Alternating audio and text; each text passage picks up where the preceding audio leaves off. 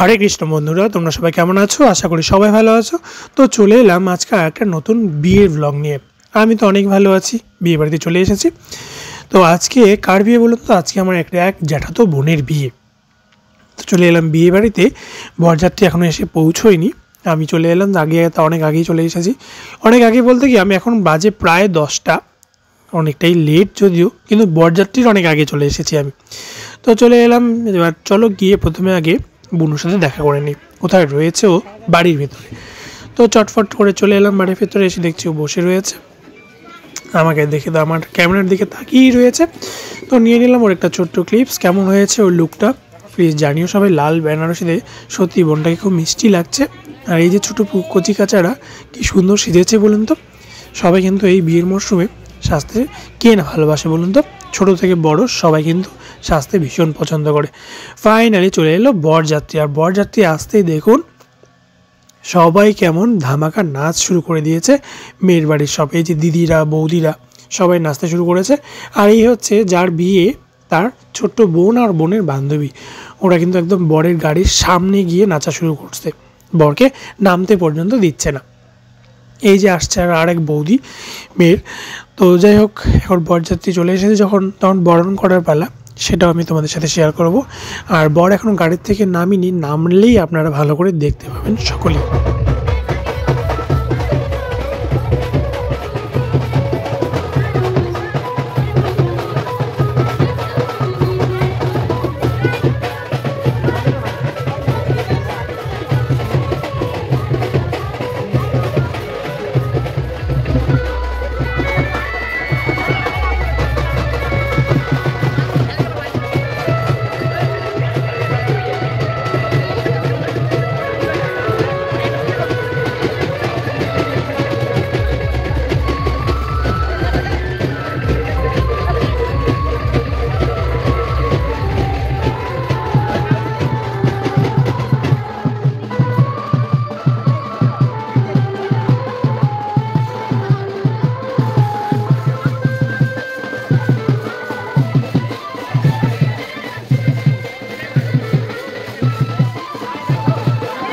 এবার বরণের পালা, চলে এসেছে জেঠিমা, মেয়ের জেঠিমা, আমারও জেঠিমা। তো জেঠিমা চলে এসেছে বরণ করতে। আর এই যে দেখুন মিষ্টি জামাই, একদম ছোট বাচ্চা জামাই, কিন্তু বাচ্চা দেখতে, বয়সটা কিন্তু একদম বাচ্চা নয়, বিয়ের বয়স কিন্তু হয়ে গেছে। তখন বরণ চলছে। আর এই যে বরযাত্রী সবাই দাঁড়িয়ে রয়েছে এখানে। আর এই জেঠিমা হচ্ছে বরণ করছে। এখন জামাই বরণ হচ্ছে গেটের বাইরে, বরণ করে তারপর ভেতরে নিয়ে যাওয়া হবে। নিয়ে যাওয়ার পর তারপর বিয়ে শুরু হবে, সেটাও আমি শেয়ার করব। তো এই যে বরকে এখন গেটের ভেতরে ঢোকানো হচ্ছে, কিন্তু গেটের ভেতরে তত সহজে ঢোকানো যাবে না, সেটা আপনারা সবাই জানেন। গেটের মধ্যে মেয়ের বোন, দিদি আর বৌদিরা সবাই মিলে এবার গেট ধরেছে। আর এই যে জেঠিমা বরণ করছে, আর মেয়ের মা হচ্ছে ওই যে জেঠিমা জামাই হাত ধরে ভেতরে নিয়ে আসছে, কিন্তু কিছুতেই আনতে পারছেন না। অতগুলো মেয়ে আর বৌমাকে সামলে জামাইকে ঘরে আনতেই পারছে না কিছুতেই। তো এখানে গেটের মধ্যে একটা হুলস্থুল কাণ্ড, মেয়ে, মা, বৌমা সবাই মিলে। তো অবশেষে মনে হয় জামাইকে টেনে ঢোকাতে পারবে জেঠিমা, কারণ জেঠিমা যেহেতু জামাইয়ের হাত একবার ধরেছে, ভেতরে নিয়েই আসবেই। সে মেয়ে বৌমা কেউ আটকাতে পারবে না।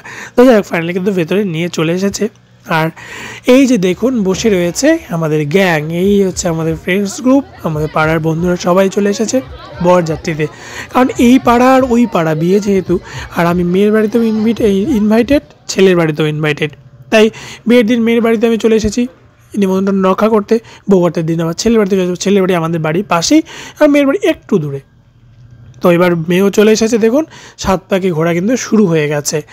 এখানে একটু অন্যভাবে বিয়েটা হচ্ছে। আমি বরাবর দেখেছি, আপনারা দেখেছেন কি জানেন, আমি বরাবর দেখেছি যে ছাদনাতলার চারপাশে বর বউ দুজনে মিলে একসাথে 7 পাক ঘোরে, কিন্তু এখানে যেটা দেখলাম সেটা হচ্ছে বরকে 7 পাকে প্রদক্ষিণ করছে বউ। তারপর চলে এলাম, বিয়ে যেহেতু চলছে ওদিকে, সেই সুযোগে খেতে চলে এলাম। এখন বাজে রাত প্রায় 1:30। খেতে এলাম। মেনুতে ছিল ডাল, ভাত, মাটন, মাছ, আর তার সাথে ছিল একটা সবজি আর ভাজা, চাটনি, মিষ্টি, ব্যাস। এবার বিয়ের এই তো বসে পড়েছে ছাদনাতলার ভেতরে, বর বউ দুজনে বসে পড়েছে। আর মেয়ের বাবা জেঠু সম্প্রদান করতে বসে পড়েছে। তবে খাওয়া দাওয়া শেষ, আর 2টো বাজে, আর বেশিক্ষণ থাকবো না, কারণ শরীরের অবস্থা একদম ভালো নয়। গলা শুনেই আপনারা বুঝতেই পারছেন, গলা একদম চোখড, পুরো গলা বসে গেছে, জ্বর। আর কালকে যেহেতু আবার রিসেপশনে আসতে হবে, এই দেখুন বলতে বলতে রিসেপশনে চলেও এলাম। আমি, ছোটো মা, বুনু 3জন মিলে কিন্তু ঢুকেও পড়লাম রিসেপশনে। আর এই যে দেখুন রিসেপশনের লুকটা কেমন হয়েছে বোনের, এই যে বোনের রিসেপশনের লুকটা, দাঁড়ান একটু কাছাকাছি গিয়ে দেখানোর চেষ্টা করছি। আপনারা দেখে কিন্তু অবশ্যই জানাবেন যে বিয়ের লুকটা বেশি ভালো হয়েছে নাকি রিসেপশনের লুকটা। আর এই মনে হয় প্রথমবার কোনো রিসেপশনে আমি এলাম যেখানে কোনো সাউন্ড নেই, মানে কোনো ডিজে নেই, কোনো মিউজিক সিস্টেম নেই, কিচ্ছু নেই। যেহেতু এক্সাম চলছে, মাধ্যমিকের এক্সাম চলছে, তাই কোনো কিন্তু মিউজিক সিস্টেম নেই। তো আমরা খাওয়া দাওয়া করে বাইরে বসে রয়েছি আমরা 3জন মিলে, বুনু, আমি আর ছোটো মা। তাহলে চলুন ব্লগটা আমি এখানে শেষ করছি। আশা করি সবার ভালো লাগবে। পুরো ব্লগটা দেখে অবশ্যই কমেন্টের মাধ্যমে জানাবেন। ভালো থাকবেন, সুস্থ থাকবেন। হরে কৃষ্ণা, হরে কৃষ্ণা।